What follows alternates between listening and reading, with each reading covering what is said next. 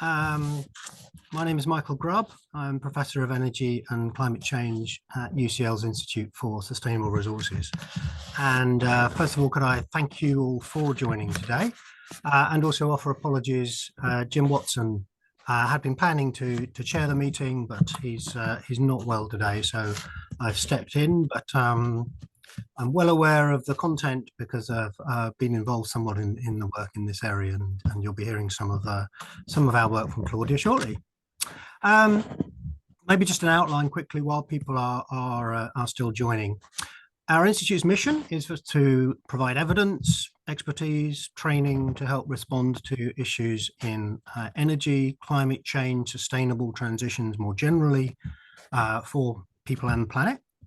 We're very much a multidisciplinary institute covering topics right through from sustainable agriculture, circular economy, climate finance, and energy markets, which obviously is the core focus for today. The focus of this webinar is on longer term solutions for energy bills.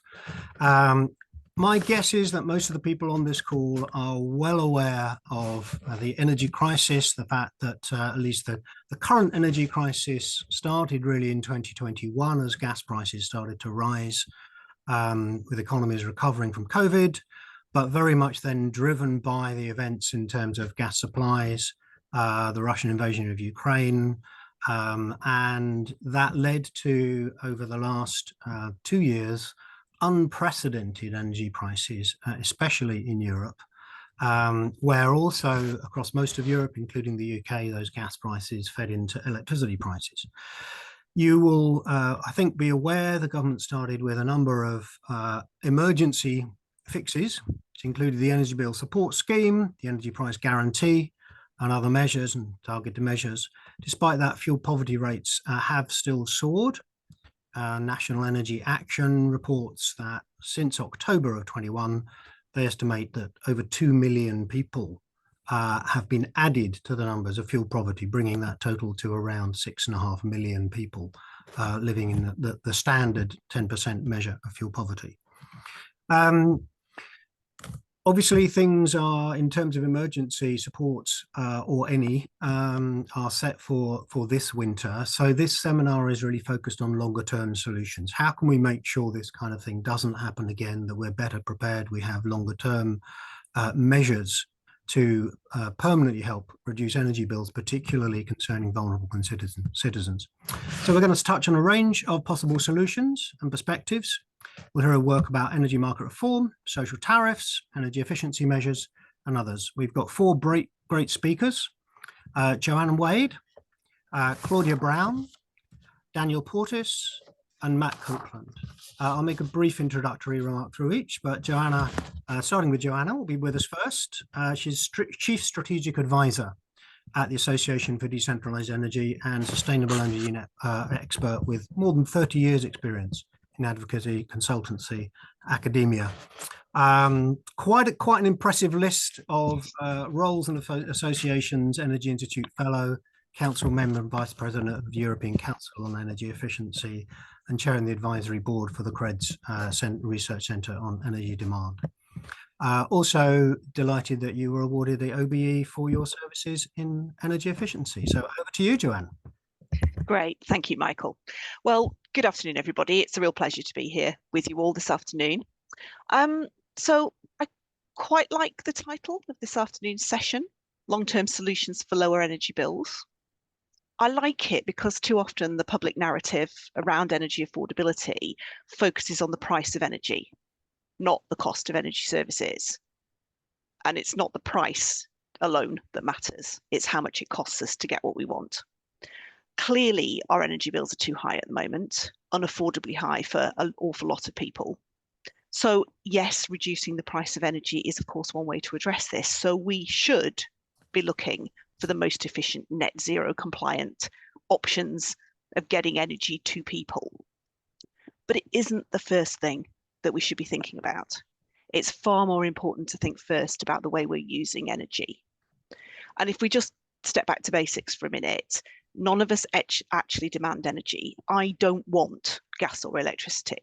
I want, or in some cases I need, the services that they help to provide for me. You know, if you just take one example, from our homes and workspaces, the one that tends to worry us most coming into the winter, one of the most basic things we want is to be warm in the winter and to be cool in the summer. Or if you want to put it more formally, we want our buildings working together with our energy system to deliver thermal comfort for us. And at the moment, there are a lot of people who can't access that energy service in an affordable way. And yes, it is partly because fuel is too expensive, but it's also because the buildings they're using are very inefficient, so they need to use a lot more fuel than would be ideal. And I think, as we probably most of us in the room know, there's a significant body of evidence that demonstrates a huge potential for using energy more efficiently in a way that's very cost effective on a life cycle basis. But for an awful lot of people, the initial investment that's needed, whether it's in insulating the building fabric or swapping to a more efficient heating system, that can also be unaffordable. Indeed, some of the people who actually can afford to pay their fuel bills at the moment might find upgrading their home unaffordable. So part of delivering that long-term solution to lower energy service bills has to be about understanding how we can make that sort of investment achievable for everybody. For some people, it will be we have to pay for it for them. For other people, it'll be we have to provide finance at an acceptable rate of interest, those sort of things. So there's lots of different elements to it, but in essence, we have to make sure that we understand who can and can't afford to invest in the infrastructure and do something about it for the ones that can't. But we've also got another problem. There are many people who aren't enjoying thermal comfort, irrespective of whether or not they can afford to pay for enough fuel, because what I would describe as the energy plus buildings system that we've got today isn't actually capable of providing real thermal comfort in many cases. So, if you're occupying an older building, like I am at the moment, you will know that a lot of our buildings are so leaky that our heating systems just physically can't keep rooms completely warm. If you sit near an outside wall, you can have your radiator at the other side of the room blasting out heat all day long and you will still be cold. Cheaper energy can't solve that problem. The only thing that can solve it is buildings' energy efficiency. So I think my gut reaction to the topic that we were given for today is to say we need to think broader than just solutions to deliver lower energy bills. We've got to ask, how can we deliver the energy services that people actually want at the lowest cost? And I'd argue that to answer that question, we need to do two things differently from the way we've tended to do it in the past. And the first thing is that we need to start thinking about the system starting from the point of view of the energy user. Those of us who work in energy have a real tendency to kind of start at I'm going to dig something out of the ground or take it out of the environmental system somehow, and I'm going to feed it through a system that stops when it reaches the user. And that's the energy system that we think about. And we design it to be the best it can be within those constraints. We optimize it within those constraints.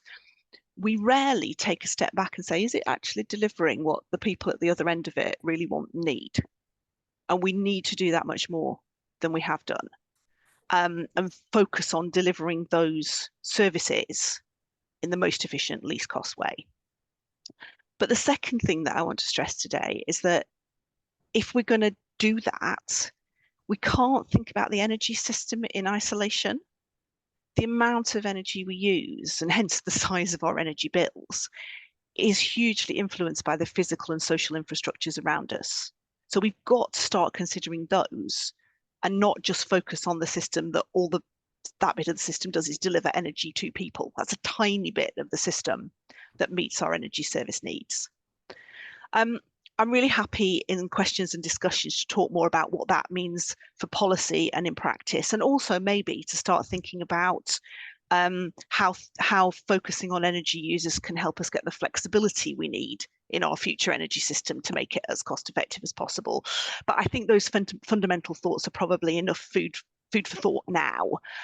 So I think my finishing point that I would like to make is that at the start I said I quite liked this afternoon's title. For me to really like it, it just needs one word adding. What we should be looking for is long-term solutions for lower energy service bills. Okay, that's all I want to say as a kind of starting off the discussion. And I'll wait for questions later on. Thank you, Michael. That's all right. Thank you very much, Joanna. That was great. Sets the scene extremely well, very succinct. Now, I should have said two things as well. I'll flag now. First of all, when you logged in, you should have had a notification that this session is being recorded. So we trust that's okay.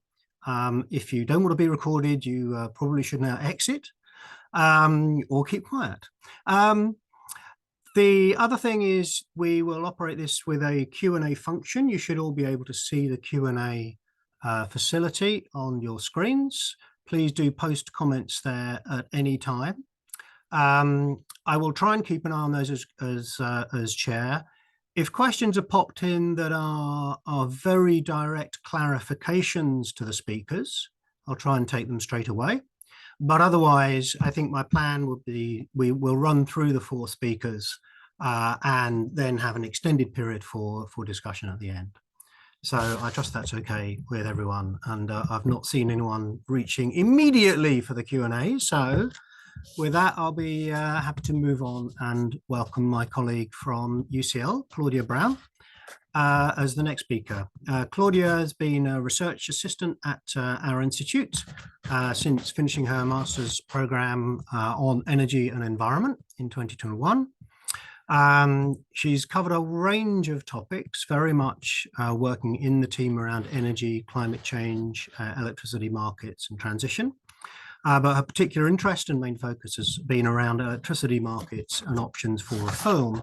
And in particular, I believe, Claudia, you'll present to us some work with the Aldersgate group that looked at a particular range of measures to use to tackle rising energy bills, fuel poverty, whilst also accelerating domestic decarbonisation. Work that was published a couple of months ago with the Aldersgate group. So, Claudia, over to yourself. Thanks, Michael. I'll just share my screen quickly. And then get up. Can you let me know if this is working? That's looking good. Perfect. Okay, thank you. So firstly, thanks for sort of introducing me, Michael. Yeah, I'm a research assistant here at the Institute for Sustainable Resources, and my recent focus has been on electricity markets and specifically options for retail reform to reduce energy bills while accelerating domestic decarbonisation. I'd like to say thanks also to Joanne for a fantastic introduction. This will be sort of zoning in on the more niche aspect of the energy bill, and I hope it's complementary. So I suppose addressing the problem that we're sort of facing at the moment is that energy bills have been high for a while now and are likely to remain significantly above pre-crisis levels. Projections show, for example, from Cornwall Insight, that they will remain at around £100 per megawatt hour until sort of the end of the decade. And this sort of means that we need to find an enduring long-term solution to retail energy prices, both to support vulnerable consumers, but also to ensure the long-term health of the market. And as we know, we're in an era where we're trying to decarbonise as quickly as possible. And so any changes that are made within the energy market needs to be compatible and hopefully to accelerate domestic decarbonisation. So we responded to this by doing a piece of work with the Aldersgate group. We were looking at exactly that, sort of ways to reduce energy bills for consumers whilst also driving domestic decarbonisation. And we came up with sort of a range of measures and actions that could be implemented to help meet these goals. The first of which was to bring forward the strategic decision on the primary fuel for low carbon domestic heating, and with a preference for electrification. There is mounting evidence out there which suggests that heat pumps and electrification of heating through heat pumps will be the least cost option across the board for domestic heating, that is.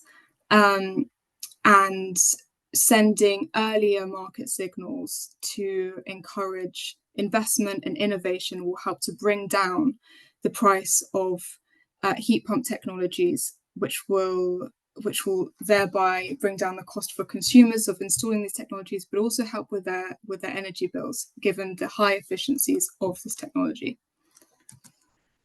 Second, we would recommend laying the groundwork for market-wide time of use tariffs in the future. This is sort of because we see time of use tariffs as being essential in the energy market going forwards to try and balance demand and supply and reduce the peak demand.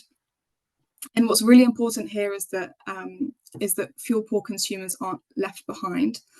This means educating all households on how to best use time of use tariffs, and also making accessible synergistic technologies such as smart meters. So it's important that smart meter rollout is accelerated, and then also making heat pump technologies accessible too. The third is moving policy costs onto general taxation. The majority of policy costs are legacy, therefore closed, and therefore can sort of be considered as a public good. And so we'd recommend as a method to reduce energy bills, moving these onto general taxation, and which leaves sort of your open green policy costs, which are about 9% of current costs, leaving those on energy bills. And the reason we'd like to move them onto general taxation over, for example, redistributing across the rest of energy bills is so that the recovery of the cost is as progressive as possible, and that we don't exacerbate the situation for those who are sort of on the brink of fuel poverty. Next is addressing standing charges on prepayment meters. The rate of self-disconnection for those households on prepayment meters is really worrying, and they rack up charges without even consuming energy, and can't access that energy until the debts are cleared. So this is something that is an urgent action needed, but also sort of a problem that needs to be tackled going forwards too in the longer term. Next is implementing a social tariff. I'll come on to this in just a second. There have been numerous charities and fuel poverty sort of agencies who have come out in support of a social tariff, and we'll give our recommendations in a moment. And then last is exploring options for decoupling the price of renewably derived electricity from gas-derived electricity, which I'll touch on in the end. For a social tariff, here are our recommendations. We think that it should be an automatically applied discount on the unit rate of gas and electricity, automatically applied so that the benefit of this is received when it's needed and on the energy bills, rather than a cash payment, which, for example, the EBSS saw problems in terms of unclaimed vouchers, and therefore the aid is not being accessed where it's needed. Targeted obviously at fuel poor households, and using the NEA definition, which is any household that spends 10% or more of their income on energy. And this means that those homes that are supported by the social tariff would change based on energy bills. So it would be nice and responsive. This would obviously require collaboration between government and energy suppliers, in the fact that energy consumption data and income data would need to be used together for the most efficient targeting. It would also be important that the social tariff would be funded by Treasury. This is, again, so that the cost of the social tariff was recovered progressively, so that those on the brink of fuel poverty sort of weren't pushed into fuel poverty. We believe also that a social tariff or any kind of support for energy bills should be coupled with energy efficiency incentives. Clearly, if the majority, sort of a huge proportion of the fuel poor is living in poor quality homes, then something that can be done to reduce both the bill, increase their comfort, would be to couple it with energy efficiency incentives. And we believe that if Treasury is covering the social tariff, then obviously the incentive is also with government to implement these incentives so that they can reduce the burden on general taxation. Something that's key, though, is there's lots of different debates about what type of social tariff would be best. And I think something that I'd like to sort of come through from this is that the importance is the implementation of a social tariff to reduce energy bills, and that debates over the design should come second to, for example, a proper consultation from government and an implementation. Aid is needed sort of urgently and in the longer term. Lastly, what we've been doing here at UCL is starting to bridge the gap between the retail market reform work that we've been doing and the work on the wholesale market reform that's sort of been led by Michael. And we believe that there could be some real opportunity in linking the two together. So we'd be taking the green power pool split market design, which sort of removes your renewable electricity generators from the wholesale market, creating a separate market for that renewably derived electricity. And then this would be sort of the price in this separate green power pool would be in line with the current CFDs that are in place, but also potential for renegotiated ROCs. And then this sort of green energy that would be then decoupled from the volatile wholesale market could then be targeted potentially initially to vulnerable consumers, and then soon to be expanded to a broader base of consumers as this pool of green electricity grows. The key benefits here would be the stable energy price that would deliver a lower cost to government because it would be using what is a naturally, on the whole, cheaper electricity for fuel poor consumers, and that this aid would sort of not be based on political decisions, which, as we sort of see, changes very frequently. And I'm happy to sort of take questions on this wholesale market side in the Q&A. So thank you.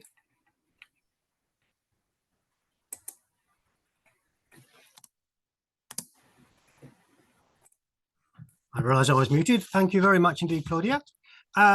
We have had one question come in on the Q&A. I'll read it out because it is pretty direct, although it may be also relevant to several other proposals. But it is where, and it says anonymous attendee, but that's fine. Where would the Treasury funding for a social tariff come from? Are there any pots of money you think could be mobilised? Claudia, would you like to pick that up, or shall I offer a comment? I can initially, and then you can offer a comment afterwards. We had sort of assumed that if this was a long-term solution, then Treasury would pick it up through general taxation being the most progressive way, because then, as I said, those on sort of the brink, on lower incomes, wouldn't have that burden. But yeah, Michael? Well, I'd just add the general observation. The Treasury obviously, as a matter of principle, tries to avoid tagging any particular pots of money to particular expenditures, and is pretty determined to try and protect that. In practice, of course, there can be linkages. One could argue, for example, to look at the fact the Treasury does still get substantial revenue from the carbon price. Very useful instrument, but it does add to energy prices. But I think that's a much broader question around where, for example, did the money come from for the interventions we've seen over the last 2 years? It was a huge amount. A lot of it just came from debt, which is not necessarily very sustainable. Fortunately, in these kind of more targeted measures, we're not looking at anything like that scale of overall support. Now, I better be careful because we've actually had 2 more questions come in even as I was speaking. I think what I might do is take the second one, which was around market splitting. And then Jennifer Saunders has asked a third one, which I think is more broadly about definitions of fuel poverty, which I think might be a good place to actually start the discussion at the end, if that's okay, Jenny. But yeah, the second question there, splitting the market appears to have been ruled out of REMA, the review of electricity market arrangements, and in practice could mean that households face increased complexity by having multiple meters. Are there any other options? Well, I think the short answer to that is yes. And I think, again, I have to say to Claudia, do you want to take that, or shall these are issues we've worked on together? Yeah, of course, there are other options. I think the green power pool that we've been working on, whilst whilst it may have been dropped from REMA for now, it still could offer a lot of benefits both to consumers and on the generation side. And I will be sort of interested to see what happens going forwards. But Michael, do you have any other ideas? Well, there's one clarification I'd offer, which is, like many proposals, there are actually quite a few variants, and the question as phrased would really relate to a proposal from Oxford University, which was indeed for a complete splitting from wholesale right through to retail markets, so that if people wanted reliable power, they would indeed have two contracts. That is not the option that we were looking at. We think that is really too complicated. We were actually looking at basically ensuring a channel in the wholesale market which could be fed through to suppliers on a cost plus basis. And then the question is whether suppliers would be obligated to offer tariffs associated with that, but backed up directly within the system from purchases from the rest of the wholesale market when there wasn't enough renewables. So the version that we'd put forward would not at all involve any more complexity for the final consumer. But as I say, multiple options, and that's a longer debate we probably don't want to get too deeply into here, although I think Claudia outlined well the advantages in principle of having tariffs that were much more directly linked to the fact that more than half of the system is now not fossil. So why are they paying the price of fossil fuels? Okay, with that, I think in fairness, I should move on to the next speaker. So now I'd like to welcome Daniel. Daniel Portis is Deputy Director responsible for consumer and customer related policy at Energy UK. So covering both domestic and non-domestic retail markets, and it will be good to remind it of the importance of both of them, and was previously head of net zero for the Tony Blair Institute and Deputy Director for Heat and Building Strategy when you were in the government. So over to yourself, Daniel. Thanks, Michael. So yeah, look, really interesting to hear from Claudia and Joanne.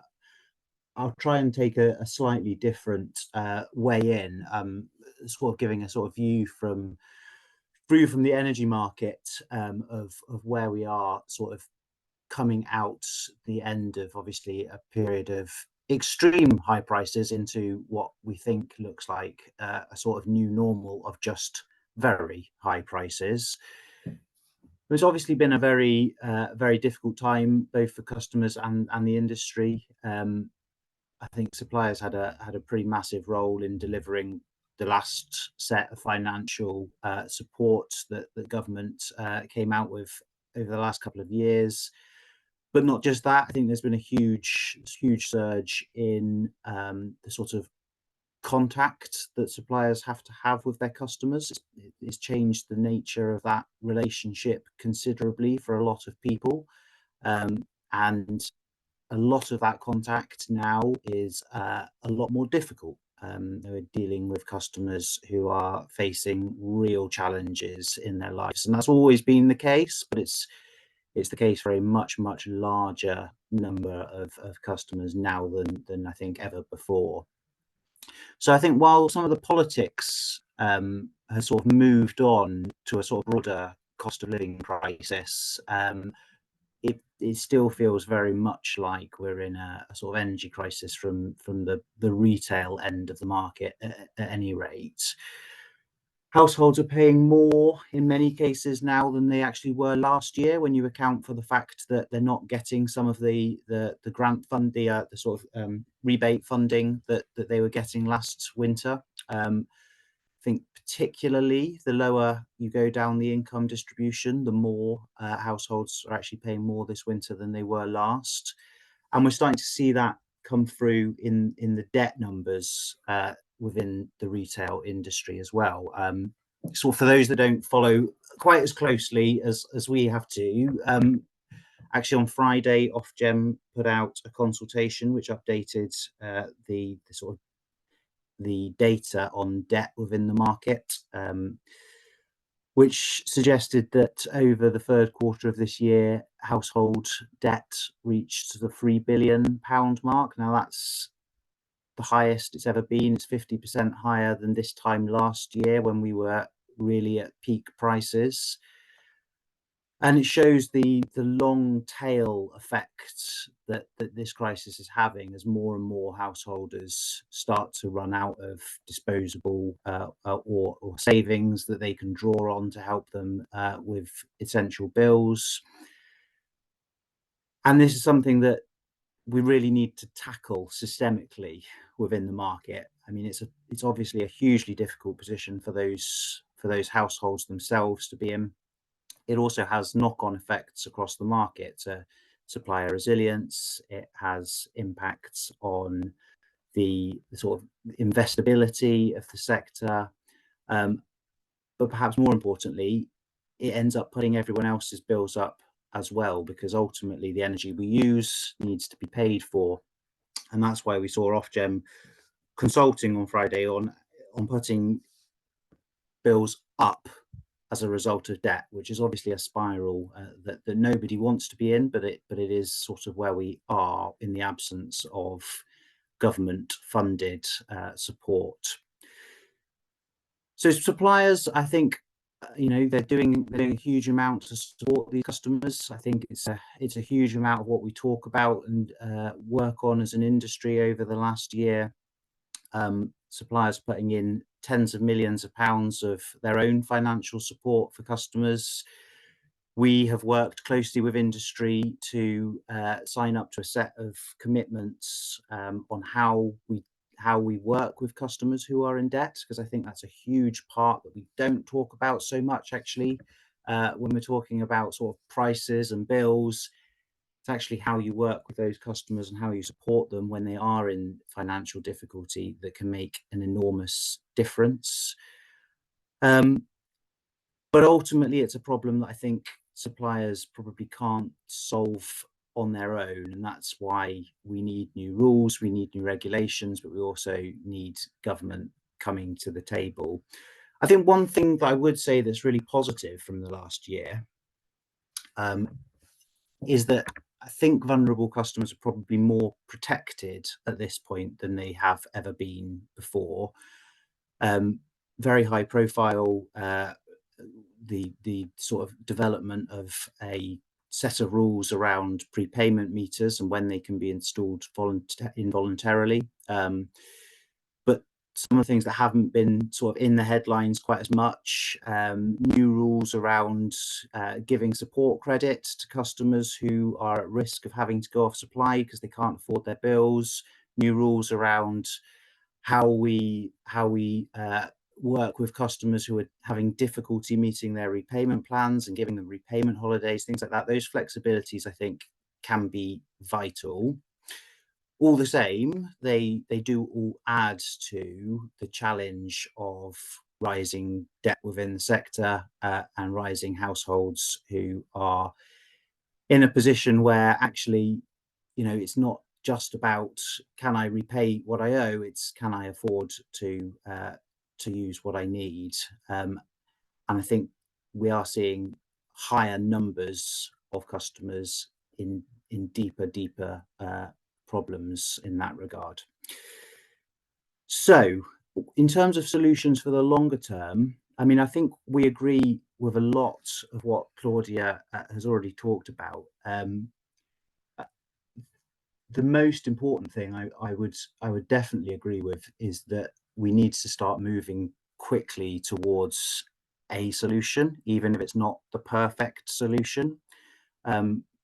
We, as with many charities and consumer groups, were calling for additional support this winter. We haven't got it, and that is lamentable. But I think what we really need to turn our attention to now and really try and hold government to account on is coming forward with a set of proposals for how we're going to move forward from the situation that we're in today. We have a few principles around what we think a social tariff or equivalent should look like, but I don't think they preclude stepping stones. So things like expanding the warm homes discount, we think should not be sort of sidetracked because of ideas for the longer term. They align quite well with what Claudia said. progressively funded, and we do think that means through the tax system. We think it's really difficult to see significant change happening from within the system, because costs will just get passed around from one set of customers to another, and ultimately it's very, very difficult to target that effectively within the energy system, because high energy users often are not necessarily people who are better off. They might just have different needs, and that means that sort of putting costs on other people's bills is really what you want to avoid. There's a lot to be done on improving the data and the data sharing that sits behind any sort of approach to affordability. That, I think, really needs to start with government. We really need to have a system which ultimately is flexible to future volatility. I think that's a point that often gets overlooked, is that any static solution that we come up with today, we all know that this new normal is not just about higher prices, it's also about more volatility in the system and more uncertainty about where prices might be in a year's time, 2 years' time. And ultimately, it's in everybody's interests to avoid a situation where we need to repeat the enormously expensive support that we've had over the last year and a half. We think that it's really important that these mechanisms are delivered by suppliers, but we also don't think it should be suppliers determining who gets what. We think that's the role of government ultimately, and I think suppliers can work with government to ensure that that happens well in practice. But ultimately, we don't want a sort of a market acting as welfare state.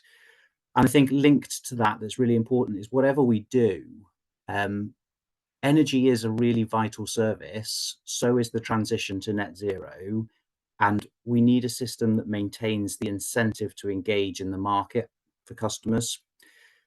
Not just that way around, actually, but also maintains an incentive for suppliers to want to serve every single customer in the country. And I think we are in danger of not being in that place at the moment, because actually, if you're a supplier looking at customers that you know can't pay, there isn't a great incentive to serve. And I think there is a rule that you have to serve, but that's not ultimately compatible with the kind of journey we want households to be able to go on with their supplier to get their homes energy efficient, to get them ready for net zero. So those are the kind of principles we think that a solution needs. I would finish by saying that, you know, I've focused on the sort of the prices and the bills side of things. I completely agree with Joanne's points from earlier that that's all a precursor to actually getting the long-term permanent demand reduction and efficiency that we need within the system. From a retail sector position, what does that look like? Well, I think there are 3 things missing at the moment. First is investability, and the sector is not particularly investable at the moment.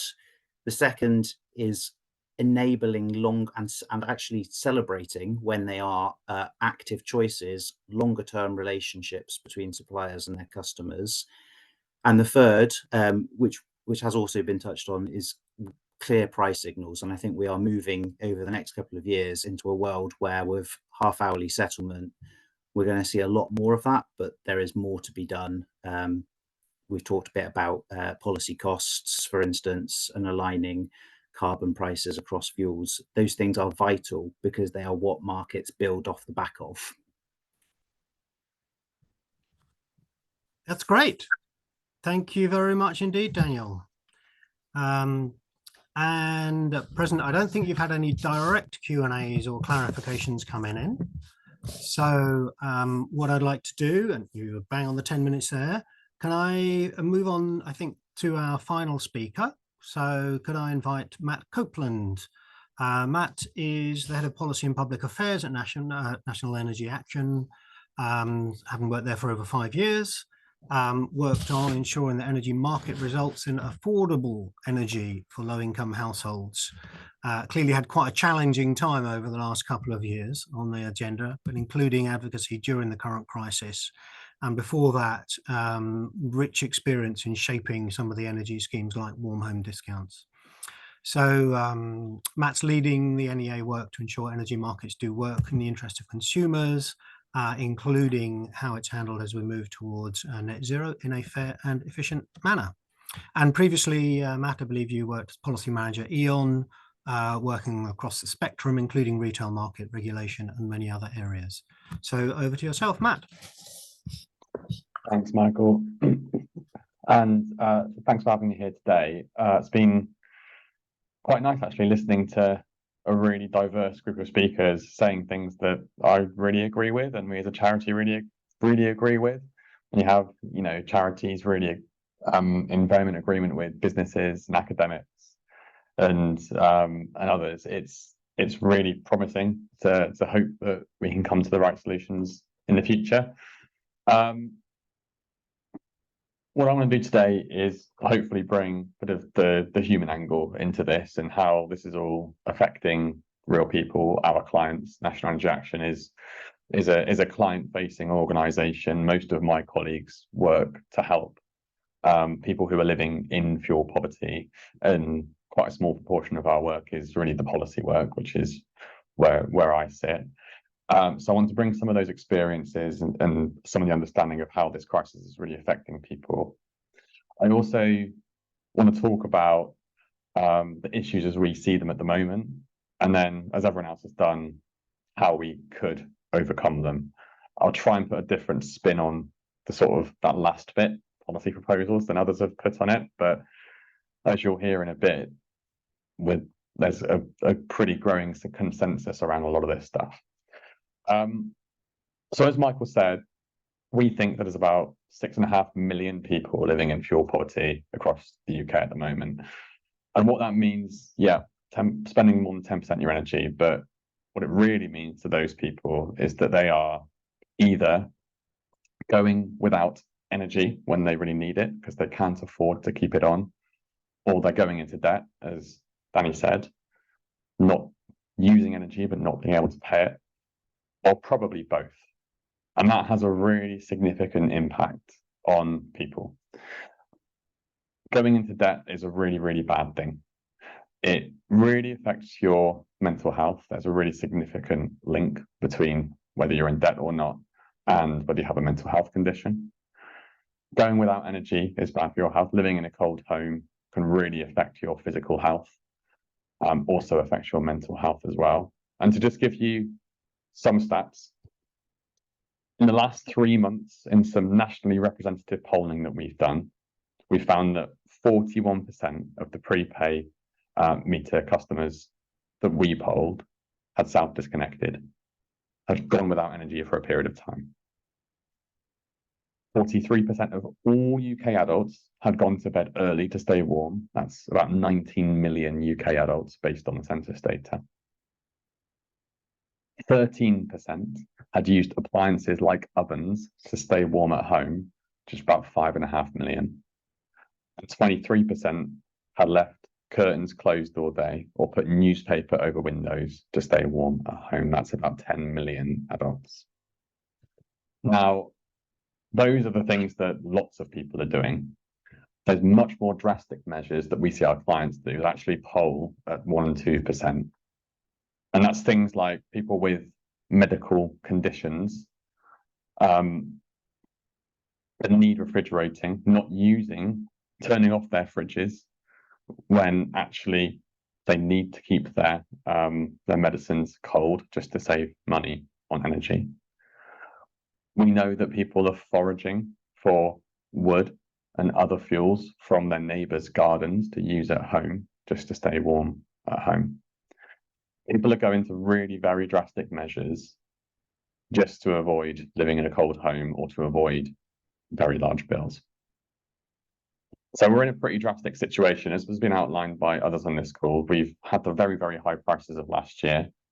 We have high prices this year, but actually, without the government support, our clients mostly are seeing bigger bills this year than last year. And it doesn't look like it's going to get much better going forwards. So really need to think about what we're going to do about this. Firstly, people always ask us what suppliers could do better. Now, suppliers just can't solve this. This just goes way beyond what suppliers can practically achieve. I think that they can sort of ease the pain. They can, as Danny said, they can implement all the schemes that government come up with, whether it's energy efficiency schemes like eco, whether it's the one home discount. But ultimately, they cannot make energy more affordable. One thing I would say is that beyond just meeting the obligations they have, the rules that they've been set and the agreements that they've made, I think it would pay for suppliers to be as kind as possible in debt chasing. I think that previously, a decade ago, probably a different balance of can't pay to won't pay. So many more households couldn't pay or wouldn't, were in the not can't, sorry, many more households in that period were in the won't pay category compared to the now.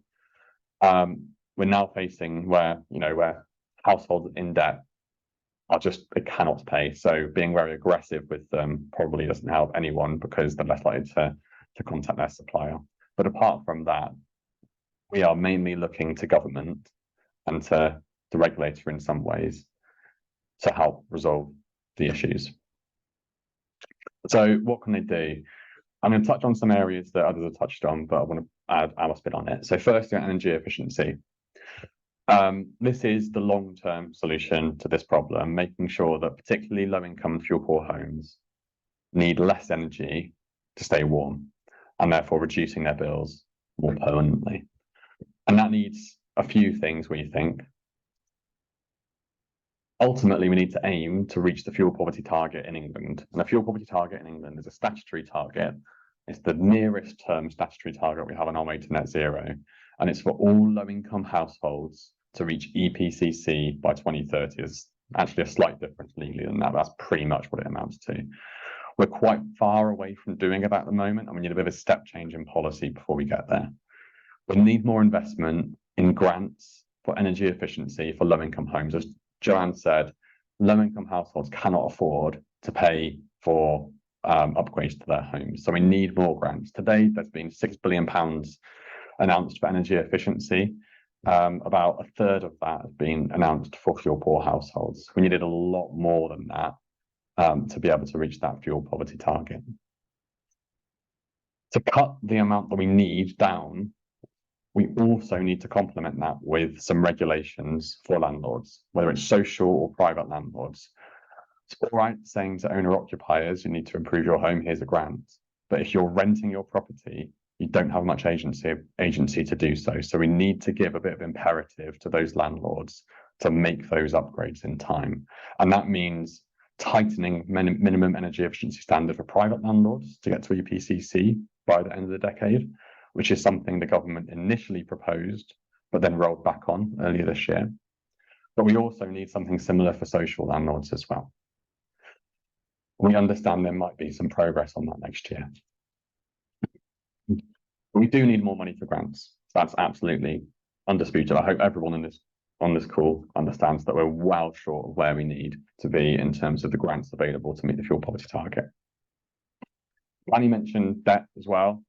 Don't need to go over the background of this again, but my personal feeling is that this is what will break the sector. This is what will, without intervention, it will mean that something has to give, because debt will continue to grow unless there's an intervention, and it's just not a sustainable route for debt to continue to grow and prices to continue to increase. So we need the government to intervene on that. A specific debt intervention would be for the government to provide some support for those households who are in debt in their debt repayment plans, so that for every £1 they paid back, the government could pay £1 back as well. We're working with parliamentarians and government to see if that's possible. I mentioned standing charges already today already. Ofgem are looking at this at the moment, actually. I think it's really important we have a conversation about standing charges. It's really complex. Reducing standing charges means increasing unit rates, so high users might see a less good outcome from that, but generally, high or low user, people want lower standing charges. And this is actually beyond affordability. This is a really important part of the piece of getting credibility and buy-in for net zero. If people don't like their energy bills and don't like increasing standing charges, they're not really going to like net zero as we go into a more fixed cost future. So having that national conversation about standing charges and getting to a good place is very important.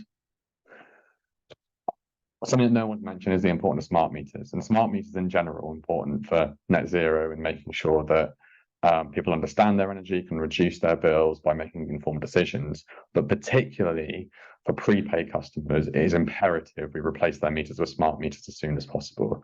We see much more self-disconnections, getting to the sort of the end of your credit on your meter, running out of access to energy with those legacy old traditional prepaid meters that are sort of coin operated, where you've got to go to the shop to top up. And smart meters, now that just has to stop. We have to replace those prepaid meters with smart meters. And the last thing I'll say is about social tariffs. So pretty much agree with everything that Claudia said. I think there's two things I'll touch on. One is the who gets it. Claudia spoke about using a NEA definition, 10%. I think I agree with that principle of trying to find households who basically can't afford their energy. And the question in the Q&A was really interesting about how do you identify them. I think in practice, we're going to have to be more pragmatic by using all the data we have, whether it's supplier data on when people are really indebted and they've judged that people will have to go onto the minimum repayment amounts because they've done the calculations. It might be using benefits data to identify the people in the benefit system. It might be using income data from HMRC to sort of find those very low income households who aren't in the benefit system. But we have access to lots of data. It's just about bringing it all together and using it as best we can to pragmatically find people who are much more likely to be struggling than others. And how you pay for it, progressively, absolutely. General taxation, absolutely. One thing I would say is whether we agree with it or not, and NEA haven't made a statement on that. The Secretary of State and the Prime Minister recently outlined that they want to have new oil and gas licenses, and that this would bring in lots of money to pay to help people out, to pay with their bills, to help with things like social security. There is money there through that and through other things. We just have to make sure that government are prioritising things like a social tariff and other ways of helping people pay with their energy bills to actually use it. One more thing on this spending is that it's not just a spend that gets lost. There's economic benefit to doing it. There's a health benefit to doing it. There's savings for the government for helping people stay warm at home. And we have to be able to convince Treasury to think a bit more strategically about their spend and not just think of it as a cost that's completely gone forever. That's everything I was going to speak about today. I'm really looking forward to the questions.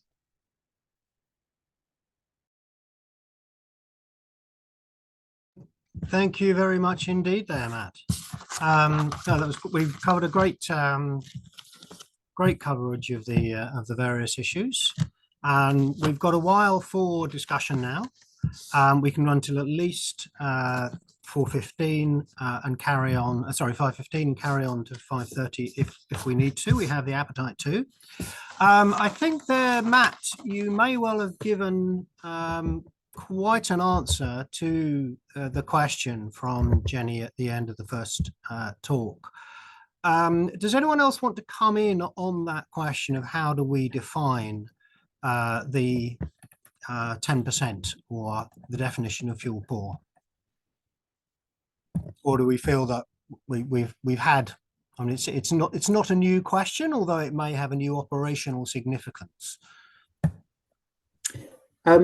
Michael, I guess I'd like to just add something to what Matt said, and because I basically agree that firstly, you can't let the perfect be the enemy of the good on this, because we'll be here still in 2030 trying to work out who should get what. I do worry slightly that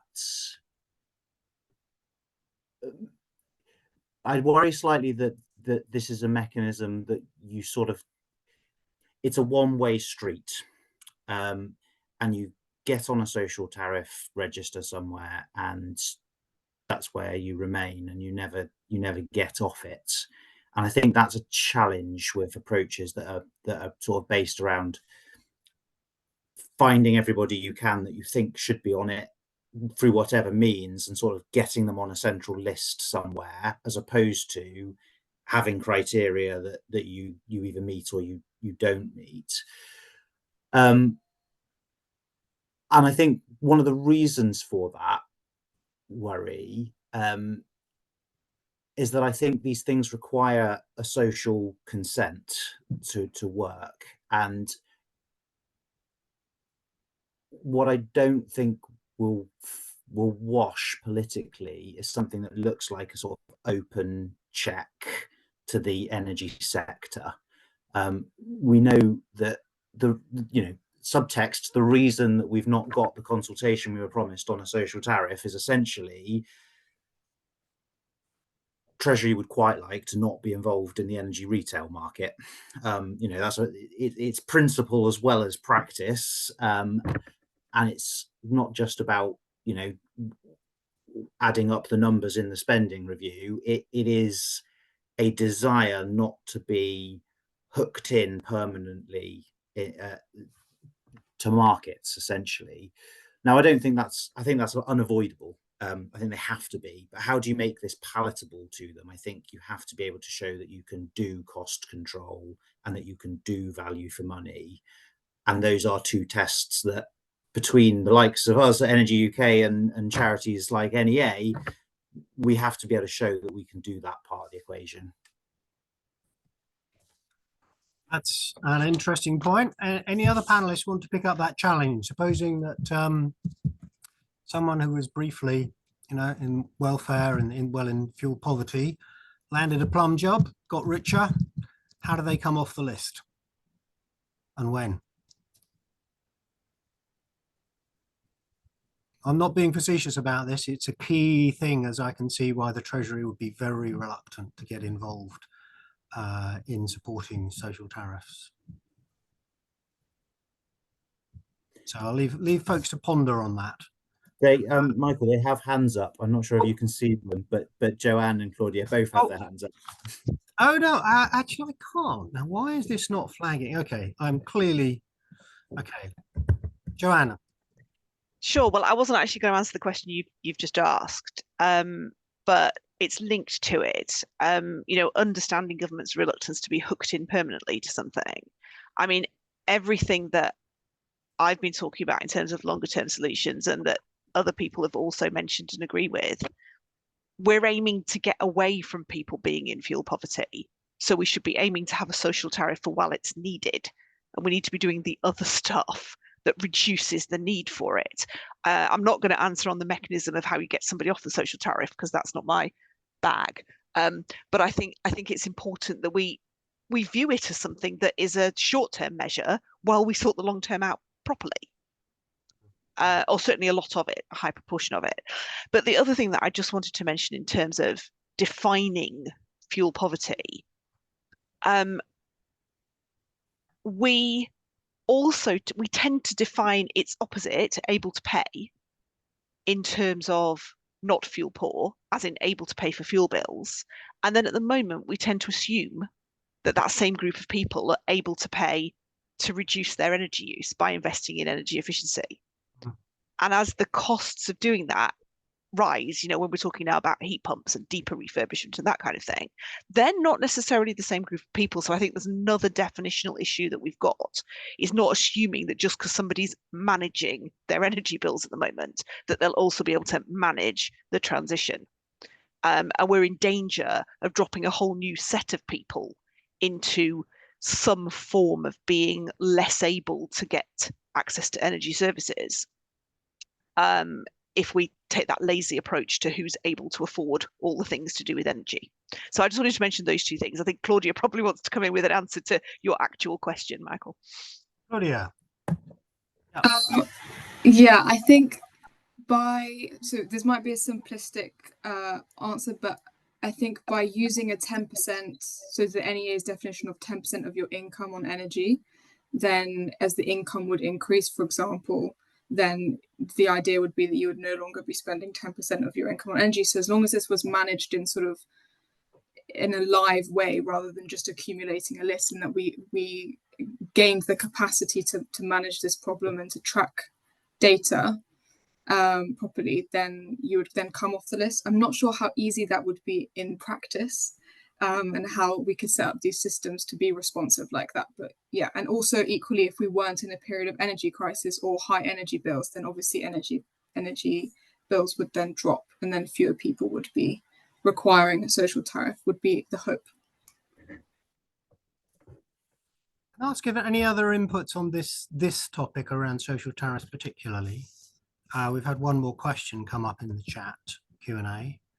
Just to say, Michael, I think the difficulty, the challenge with using that NEA definition is essentially who in this country knows household incomes, and that's the problem. Is we have a tax system which, so all the data that HMRC sit on is on an individual basis, and the problem of energy bills is a household problem. And I think it is absolutely theoretically possible, were we really determined to turn one into the other. But I do sympathise, I think, with government that is a pretty big undertaking. It's a pretty fundamental change to how we view, certainly if it's seen as a sort of a part of the welfare state as the solution, it's a pretty fundamental change to that. And my big worry is that we would have to wait for years for a universal credit-esque delivery program to get off the ground. So I think that's why we see these sort of never-ending debates about what the right answer is, as opposed to just cracking on with one, is because that sort of obvious, we'd like to be aiming for this, is just the slowest thing to deliver in practice. All right, it's a difficult dynamic. Fine. We've had some very different questions popping up. I might just add one thing on this, at the risk of slightly abusing my role as chair in this discussion. When we floated the idea of in some way linking social tariffs with the pool of cheaper or renewable energy, where clearly the costs are clearer and more stable, I think there was quite a lot of resistance from many in the fuel poverty community, because they felt that would constrain the amount available or the degree of discount that could be available. And that's maybe fine, there may be another discussion, but one of the advantages, obviously, that pool is supposed to grow, and it's supposed to grow quite rapidly, so we wouldn't have the same problem really of having to take people on or off tariffs. You'd simply say, here's a pool, you have this much at the moment, it will be targeted at these people, and it will grow over time. And at some point you would hope to reach the point at which you could simply open that for others, anyone to bid into that pool, which, as I say, would have a link to ensure reliable supplies. But I don't want to abuse my chair role any further. I just think that is still something worth looking at in the future. Now, we have two questions have come up in the chat. I have a number of fallback questions that were suggested, but I like to keep us live with what the audience wants him to ask. So I might just take the second one first, which concerns priority towards improving efficiency and the way of delivering it. And then I want to pick up a question that's been raised about community benefits for energy infrastructure. So the first question from Neil Jennings: assuming more priority is given towards energy efficiency, can the panelists comment on the best ways to do this? Do we have street-by-street approaches, role of local authorities, and some of the challenges with retrofit? Anyone want to pick that up from the panel? Shall I take that one first? Yep. Given that it's me that's saying it has to happen, yep. More than anybody else. You're not the only one. I know, but I started it, so I'll go first. So I think we need local area energy plans organised by local authorities, co-designed with local communities, so that people get a say in what happens in energy in their area, and that has to include buildings within the system. I think we need, and I know this is an unpopular opinion, but I think we need minimum energy efficiency standards for all buildings, not just rented buildings. And I know that won't fly at the moment, but I'm going to leave it out there because we need it. Because that gives the certainty of where we want our buildings to go, and that unlocks private finance. We won't get private finance into this market without something like that that unlocks the market. We need grants for people who can't afford the cost. So that comes back to my earlier comments about we need to understand who can and who can't afford to do this. And we need innovative finance for those who can. More energy services approaches, more energy-sprong type approaches for refurbishing our building stock. In terms of your question about the challenges such as the required workforce scale up, I think it's an interesting one. And I think I've got two elements of an answer to that. The first one is that if the market develops, the workforce will come. But we've had so many years of stop-start policy in this area that there is quite a significant barrier to that happening. Normally, if a market starts to develop, the people to deliver on it will pitch up and get the right training. But we haven't got the right training in place at the moment. And also people are nervous about investing in that. So what we actually need is a fairly long-term development program there. I would point you to things like the US Better Buildings Neighborhood Program, multiple years, 5 years plus of funding, taxpayer funding that is given to organizations on a regional basis who choose how to use it. And it may well be incentives for people to invest in energy efficiency, but equally it may well be investing in training of the local workforce. If that's what's needed in the local area, that's what you can use the money for. And it's around for quite a long time. And the reason that's important is that I don't think traditionally described street by street approaches work, because you go to a street and go, hey, we're here for like 3 months, get it now or never. And most people say no, because they need to have time to think about it. So street by street, no. Area by area, where you're there for a while and then you go away and you come back and do the same area again when people have seen their neighbor have it done and thought, hang on a minute, that's good, I want that. Yes. So long-term, locally based, co-designed with the local community, and funding for those who can't afford it. Very interesting. Thank you. Just trying to check the participants here if I've got a little addition to that, if that's okay. I agree with everything that Joanne said, actually. But there's an additional constraint we have, I think, is that we're already doing some of this stuff and we don't have an opportunity to start from scratch. We can't have the perfect world immediately, and we have to capitalize on what we're already doing. So, for example, energy suppliers are currently delivering £1 billion worth of year, plus actually, through the eco scheme. And although that you might disagree that that's the best way to do it, suppliers have a lot of capability in doing this stuff. And actually, if we want to do this as quick as possible, we might have to continue to do that for a while. So not just doing all that, I agree, area by area, not street by street, but actually continuing to do all the stuff we're already doing is very, very important. The other thing I'd add as well is that at least to begin with, area by area, we'll just have to create a postcode lottery, because some areas are much more further on their journey in terms of getting up to speed with decarbonising homes, and others in terms of local authority capability. And so you need some way, some offer to those households whose local authority hasn't received funding or whatever.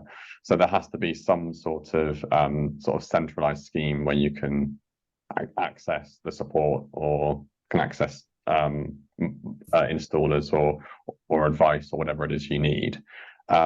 So there's not going to be one approach for everyone. It's going to have to be a jigsaw of lots of different things together.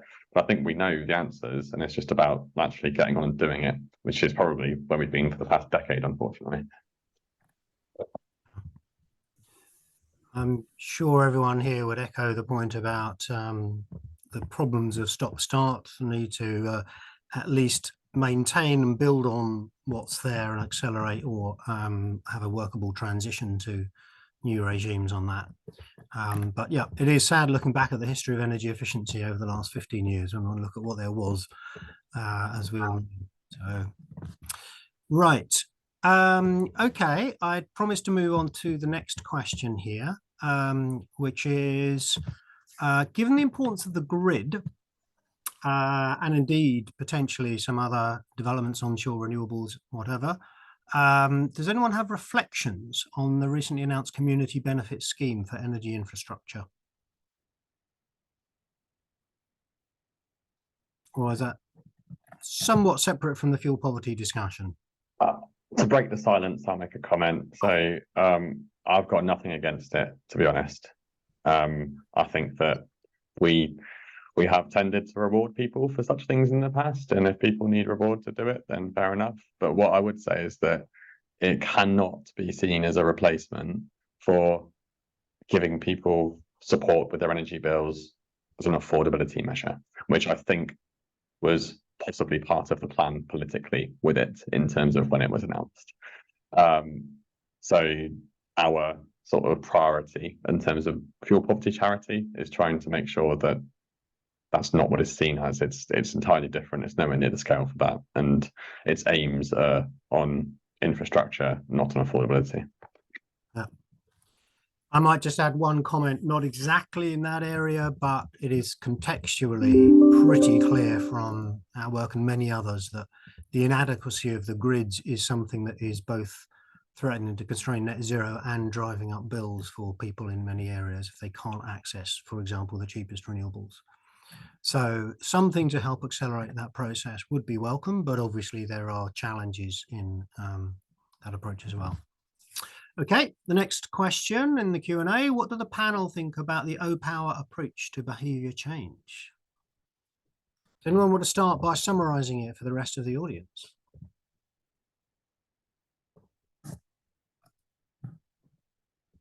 No. I'm not sure if I hit the answer live, whether the person who typed the question is able to say more. No. Well, no one wants to pick that up.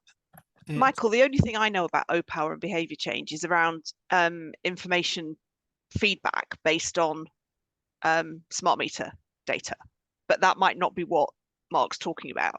There might be something more recent.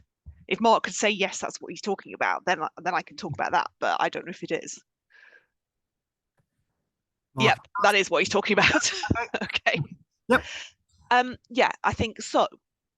My understanding of the O-Power approach is you take smart meter data and you turn it into various types of feedback to energy users saying, you know, you're using a heck of a lot more than your neighbours or people in the same kind of house as you. You know, here's the sort of things you can do to manage your energy use better. It was tested on a major scale, tens of thousands of households in the US, and it seemed to produce somewhere between 2 and 5% sustained reductions in energy use. I think it has some merit. I think it was massively misinterpreted as smart meters were introduced here in the UK, because it was like, give people smart meters and it will save energy. It's not just about having a smart meter. It's about proper feedback that enables people to understand where they are at and also what they can do, and keep giving them the feedback so that it becomes a bit more of an ingrained thing. So I think it's got some potential. I think you need, for the sort of level of efficiency change, deep retrofit, decarbonisation of heating, the sort of things that we're aiming to do at the moment, actually you also need much more targeted, personalised advice for households. I think the O-Power approach goes part of the way, but you need more. You need a much more detailed, this is how you do it in your situation type of approach. And O-Power doesn't go quite that far. It sort of tidges around the edges. We need to get much more. So you need really good quality advice for people so they can understand what's best for them. Okay, that's great. Any other want to come in on this? I might. I'll come in quickly if that's okay. Just a reflection on the constraints of our own advice to households over the last couple of years. We, like, obviously not in an automated way over smart meters, but our advisors used to give advice to individuals on how they could use energy differently to save money on their bills. And the reality is we can't do that anymore because people are already rationing so significantly with prices how they are. And actually, we're trying to get people to use more energy for quite a lot of the time when we can. So I think particularly for low-income households, that sort of use of smart data to try and get them to change their behaviours to save energy is possibly not as helpful now as it was a few years ago pre-crisis, when now there's not a lot of fat in the system. Claudia. I suppose building on that as a long-term sort of strategy is that once hopefully we kind of get things under control a little bit more, then education for the long term for fuel poor households, because they're often those that have the least amount of time or brain space potentially to be monitoring, you know, their smart meter. And so starting a program now of education on how to use smart meters and getting that feedback in place would be really beneficial. Yeah, in this vein, I may add one other thing, which is the discussion around social tariffs. Obviously, if that went ahead, having a social tariff is a valuable thing for customers. That's the point. But I wonder if that is also meaning that, you know, in qualifying for a social tariff or some other form of contracted access to cheaper electricity, there is an element of, but in return for this, either whether go to a basic energy training course or have insulation installed, supported by the local authority, or some other measures, so that it's a package of measures. It's not just you're in fuel poverty, you're going to get cheaper electricity, cheaper energy, but, you know, here is how actually collectively we're going to help you manage your energy bills, and that the recipient needs to do some things or to accept some kinds of other support, whether or intervention around, even if it's basic loft insulation or similar things at the same time. So I wonder if there's some scope for package thinking in that sense, which brings us right back to where Joanne started us all, which is it's not just about the price of energy, it's about the overall effective delivery of services that people want. And we know that the huge inefficiency in some of those services is a part of the problem. So that's just one thought to add into this discussion. Okay. So we've had a good innings here. There's no more questions in the chat.